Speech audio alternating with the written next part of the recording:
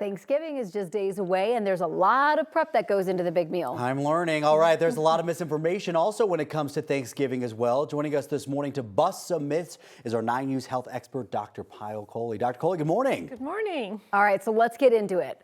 Are you supposed to skip breakfast? Okay, so this is an absolute no-no because people think you skip breakfast because you're preparing your stomach for all the calories. Right. Yeah. Exactly. But think about if you're running a marathon, if you're running the turkey trot, are you going to stop training right before you do it? And in fact, what skipping breakfast does is it makes you hungrier later.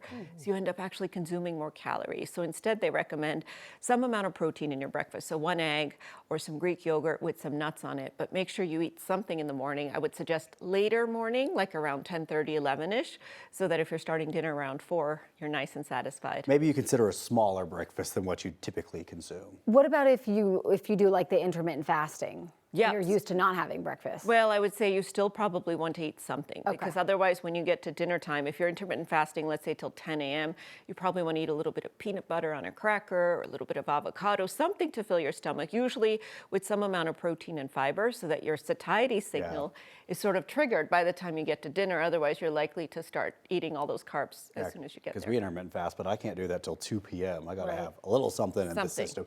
Okay, I think this may be the biggest myth of all that I hear. Turkey has tryptophan, which makes you sleepy.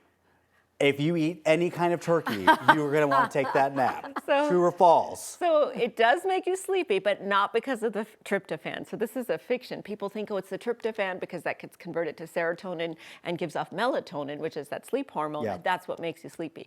Wrong. You have to eat 4 pounds of turkey in order to make enough melatonin to actually make you sleepy. So it's the fat and the carbs. And they hit about 60 to 90 minutes right afterwards when you get essentially a carb coma because you get a big spike in your blood sugar. And that's what makes you have that little. I'm exhausted from cooking. I know where mine comes from. Right, same. I'm exhausted from just life. All right, pumpkin pie is healthier than pecan pie. Oh, so this is a fact. It is? It is. And so pumpkin You know how much sugar's in that pecan pie? No, I don't look at ingredients before I enjoy something. A lot less sugar, as Corey said, less calories, and then it also has more nutrients. But here's the caveat. You can't put whipped cream on it, and it has to be a small piece, because if you start loading it up, then it's unhealthy. Good. I love me some pumpkin pie. This is great news for me right there. I love it. Okay, walking after a big meal, because a lot of families do this, helps lower blood sugar. True or false? I love this one. This is very true. Good. And this is something every single family should do, your kids should do.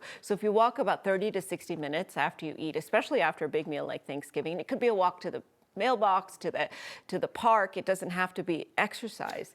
It changes my the mailbox way. is attached to my front door, so that's not a very long walk. So you have to do about 10 rounds, maybe.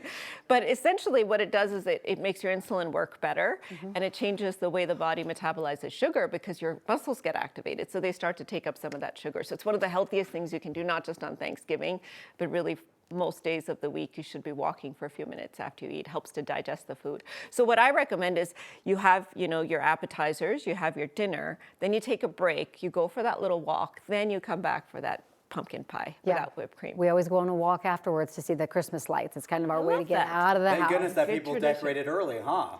Okay. Thank you very much. We'll be right back.